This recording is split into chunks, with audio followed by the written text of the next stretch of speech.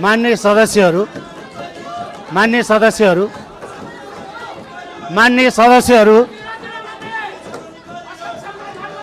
मान्य सदस्यहरू होइन, प्रतिपक्षहरूले के साह्रै माया हाम्रो प्रधानमन्त्रीज्यूलाई गरिदिनु भएको कि प्रधानमन्त्री नआइजेलसम्म संसद अवरोध नै हुने, संसद चल्नै नदिने।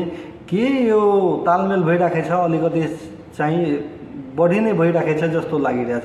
अब किन म भने बढी भयो भनेर, आफ्नो पालामा चाहिँ सबै ठिक, जे आयो अब नयाँ भन्नु पुरानो भन्नु, पुरानोहरू पनि कम छैन, नयाँहरू पनि कम छैन।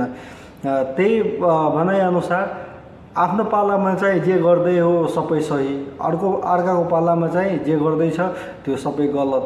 अब के कस्तो हो, अब उहाँहरू नै सिस्टम बनाउने हो, उहाँहरू नै फेरि तोड्ने हो, उहाँहरू नै फेरि बिगार्ने हो, सबै उहाँहरूकै हातमा छ।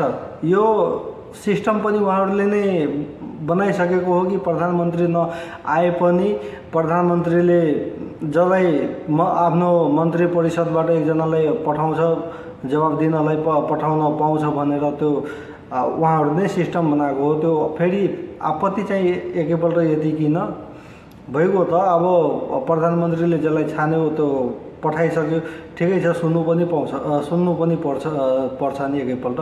तर अवरोध चाहिँ एकैपल्ट यसरी किन?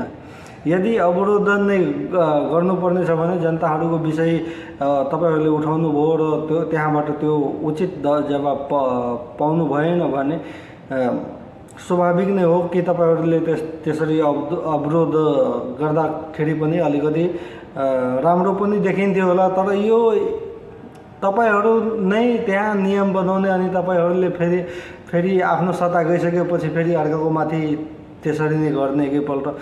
अब खै यो कतासम्म यो एकदमै सही हो, कतासम्म यो गलत हो, त्यो तपाईँहरूलाई नै थाहा होला मजाले। किनभने यो सिस्टम पनि बनाउनु तपाईँहरूकै हातमा थियो। त्यही भएर हस् त साथीहरू, तपाईँहरूलाई के कस्तो लागिरहेछ आफ्नो भनाइ पनि कमेन्ट गर्नु होला। र मैले भनेको के गलत छ कि सही छ त्यो पनि तपाईँहरू कमेन्ट मार्फत जानकारी गराउनु होला। र भिडियो राम्रो लागेकोमा भिडियोलाई पनि लाइक गरिदिनु होला। र च्यानलमा नयाँ आउनु भएको छ भने च्यानललाई पनि सब्सक्राइब गरिदिनु होला।